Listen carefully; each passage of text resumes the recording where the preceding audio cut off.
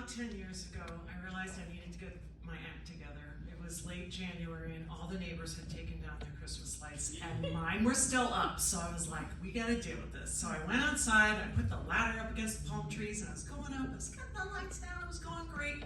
When suddenly I felt the ladder shift and I fell with the ladder.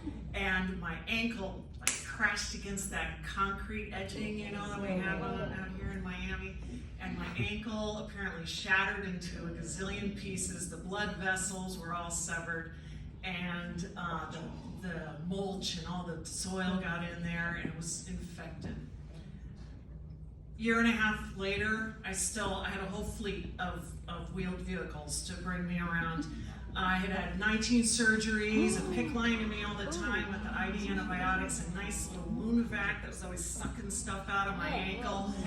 Yeah, I know, it was pretty. It was a good look. And I started to get to a point where I thought, like, when do we end? Like, is there a time of death that we call on an ankle? Like, do I get to say this? And it was right at that time that I realized that people really have an emotional attachment to their body parts. Because when I started floating the idea that I was possibly thinking of amputating my leg, people became unglued. And I got it, I felt bad, like everyone had been like on team healing, you know, like helping out our family and bringing food and bringing me a doctor's appointment. And I wanted that too, like I was so patient, I was on disability for 6 months. I tried, but this thing just was not healing. And, you know, we went to the doctor and the nurse said to my daughters, your mom's gonna limp at your wedding if you get an amputation. I was like, yes, let's not do this. So anyway, it came time where I needed to just turn to people who could kind of understand, the people who were at the doctor's appointments with me. People who, because of something they were born with, or some sort of tragedy or an accident, or some fluke event that happened with them, were facing amputation or already had. And I was grateful that it was something that I had kind of done to myself as opposed to someone who was just robbed of their leg at someone else's negligence. And there's some of us who were okay with losing our legs, but other people who just desperately wanted to hold on to it or miss their legs so much.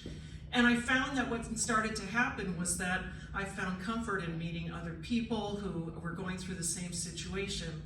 And it ended up being that a woman invited my family over, and she met us at the door wearing her prosthesis, and she's bounding up the stairs and she's flirting through her kitchen.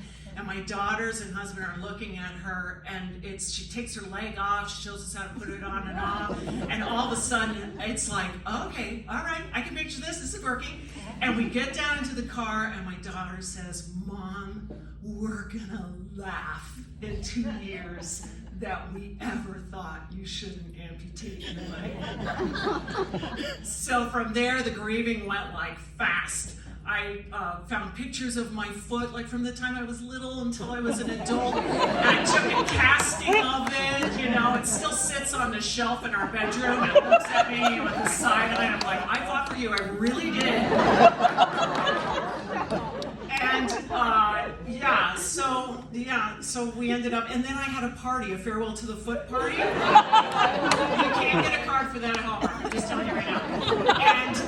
And just to raise a glass to my foot and thank it for its years of service, and just to be like, I loved you, you took me great places, but it's time to go, we're breaking up here. So anyway, the day after my amputation, when they took my x-ray and stuck it up on that thing, you know, and I saw just this beautiful white bone that was healthy.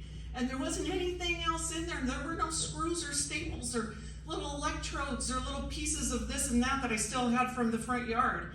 And I realized that was mine. My skin was pink and it was just dying to heal. It was so happy. And I realized that this was just such a great decision that I had made.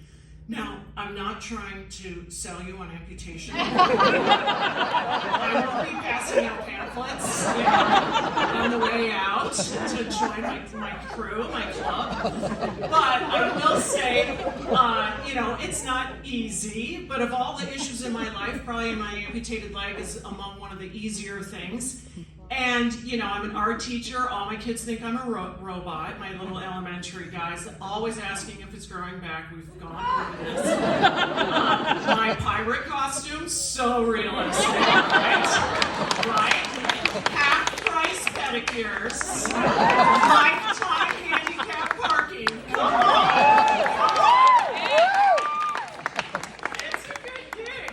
And at the end of the day, me and my foot, like right now, it is freaking out. Yes, I have phantom sensations. Yeah, we can talk about it another time. But it speaks to me all the time. I know it. And it's usually telling me really helpful things. Like maybe I need to take my leg off, or it's getting a little sweaty down there, or maybe I'm getting like a little callus or something.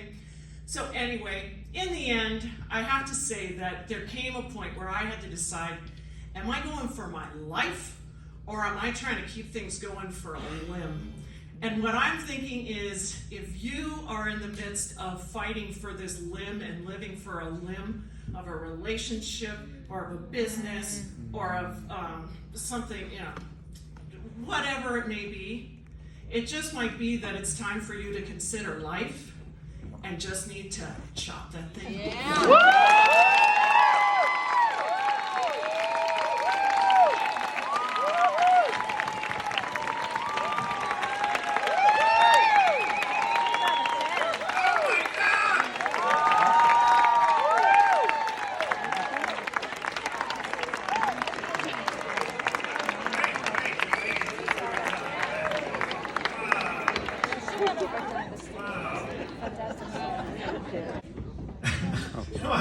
I was about to say 1.0. It's a 10, everybody!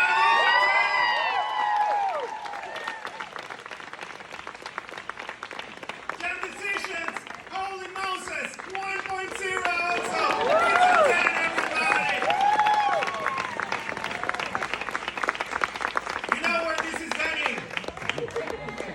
This is the most perfect score I've ever seen in my miserable life. It's another 10!